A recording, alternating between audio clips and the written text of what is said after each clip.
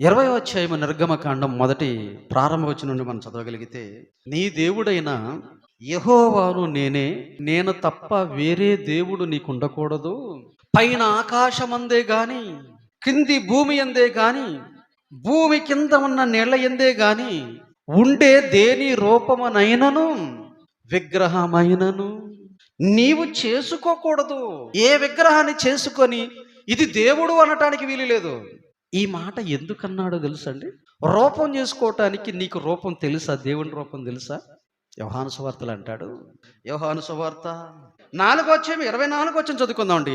దేవుడు ఆత్మ గనుక ఆయనను ఆరాధించువారు ఆత్మతోనూ సత్యముతోనూ ఆరాధింపవలెను అన్నాడండి. ఒక స్త్రీకి భర్త రావచ్చు, ఒక పురుషుడికి భార్య రావచ్చు జీవితంలోనికి, వారి ఇరువురి మధ్యలోనికి పిల్లలు రావచ్చు, స్నేహితులు రావచ్చు, బంధువులు రావచ్చు. కానీ దేవుడుగా మాత్రం ఆయన మాత్రమే ఉండాలండి మనకు.